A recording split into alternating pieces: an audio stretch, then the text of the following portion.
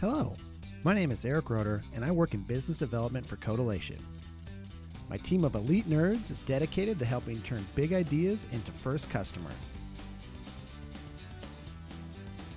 Building apps and helping develop new businesses allows me to meet amazing people.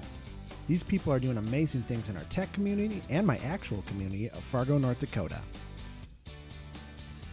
I wanted to start a platform to help business leaders and other great people in our community tell their story. Connecting with amazing people is my job. Welcome to my office. My guest this week is Iby Nemati.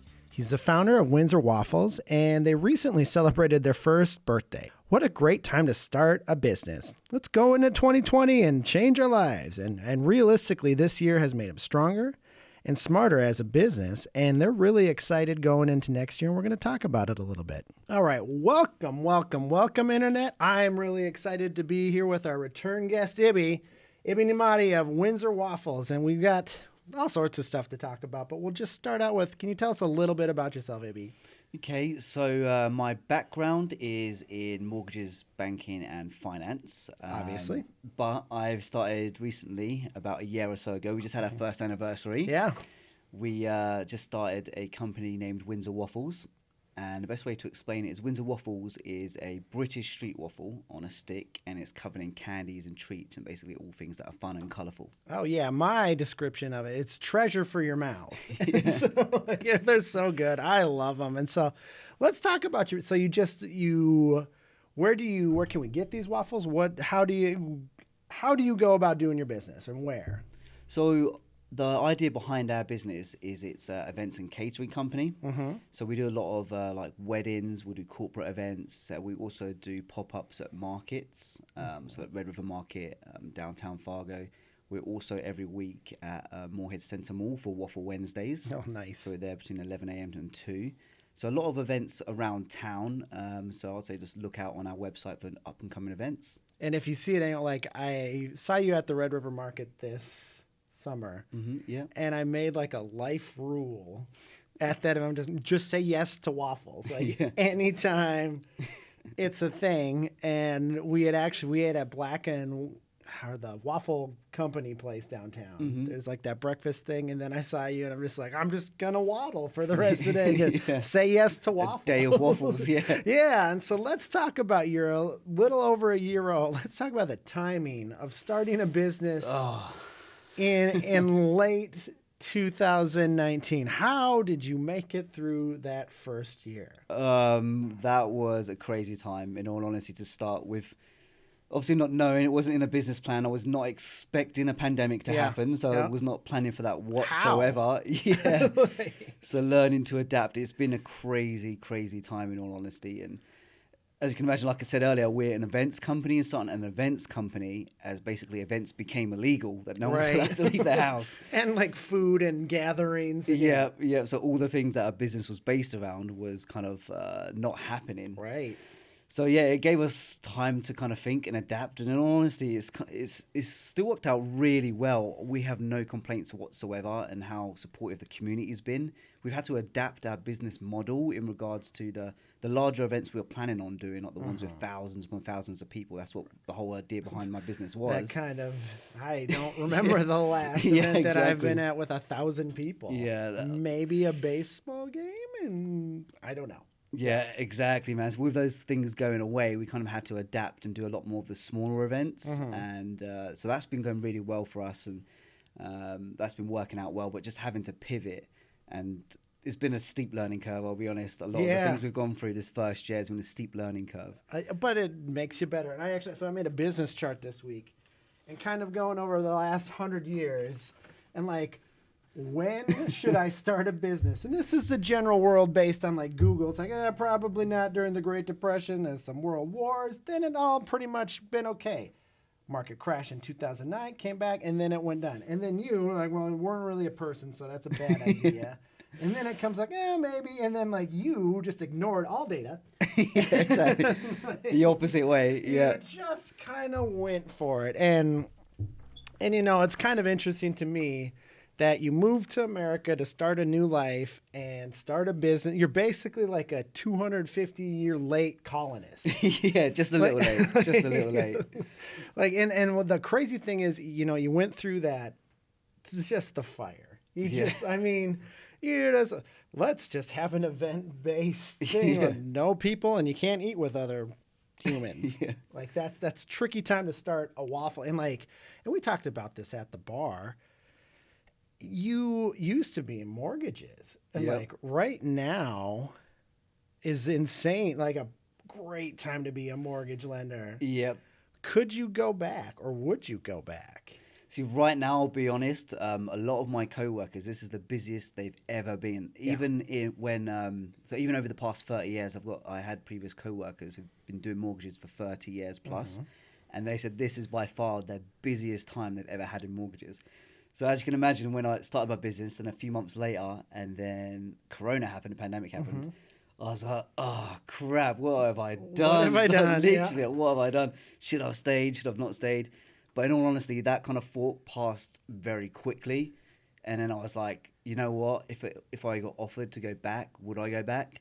And no, in all honesty, I wouldn't. I think most people that take that jump wouldn't go back, even during, it's just going to get better, and you're smarter, and you've evolved, and you had to adapt, and you had to adapt while you were small, and it wasn't that big of a deal. Could you imagine if you had franchises and Yeah, and that's the thing. We've been such a small startup at the moment. It's staying nimble and basically on your toes and being able to adapt and make those decisions quickly, and then act on them, not having to wait for a process or go for approval or anything like that. It's literally just... Or other people or It's just don't make your wife mad, basically. Exactly, literally. That's your corporate policy, right? Exactly. It's keep Michelle okay with us doing this.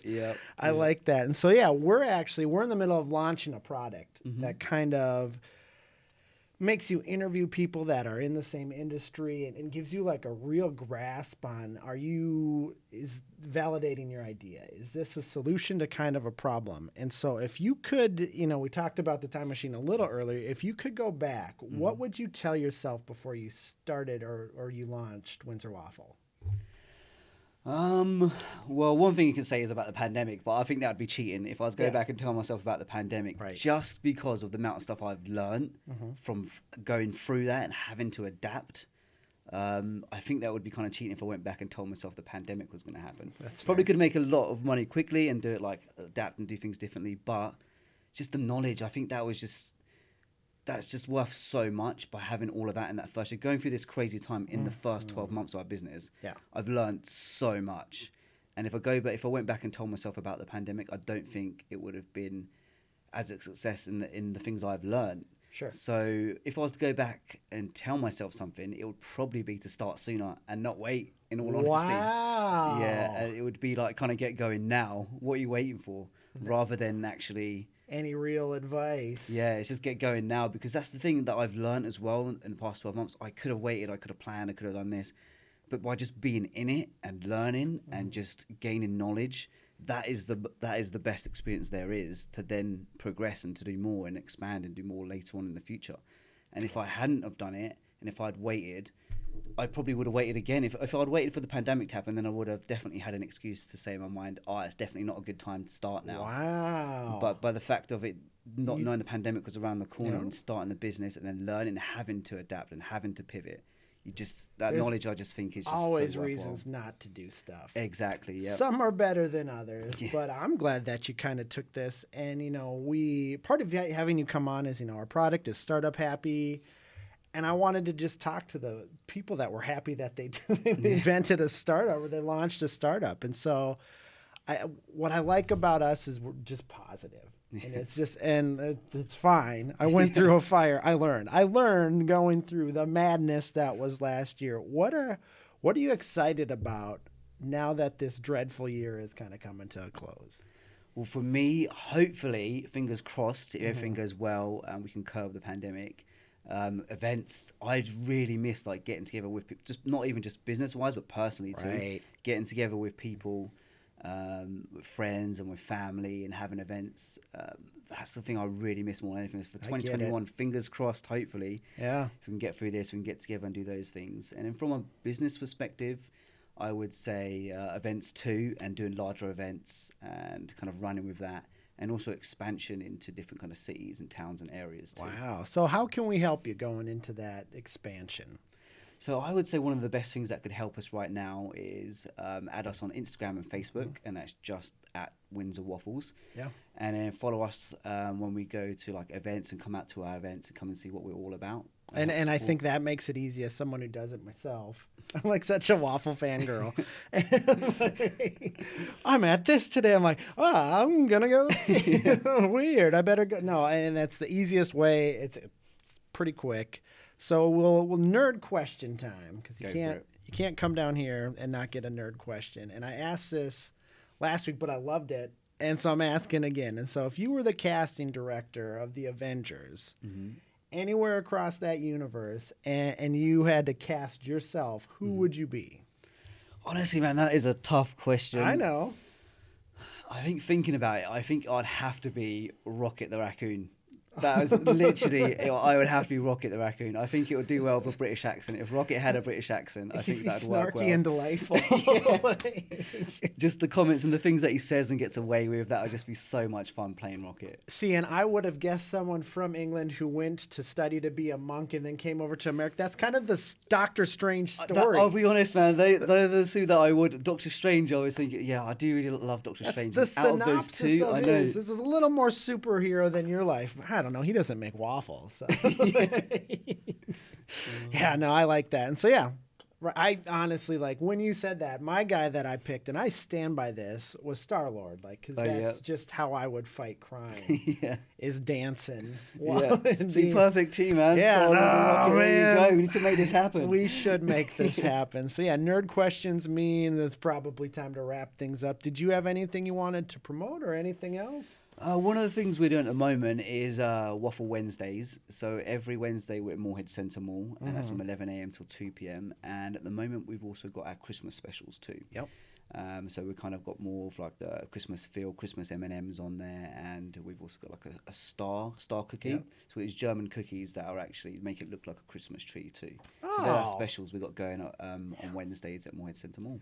I like this. And so I'm going to do something for you, because anyone who's watching this who does events and you're planning out next year and you're excited to do events again, because we're all excited to do it. Like, why don't you put this guy into your calendar? Because I promise, based on all of the waffles I've eaten, that it will be an absolute hit. And so thanks, Iby, for stopping out and being yourself. And yeah, have a good week, everyone. Thank you. The waffle connoisseur as well. That's good coming from you, man. Yeah.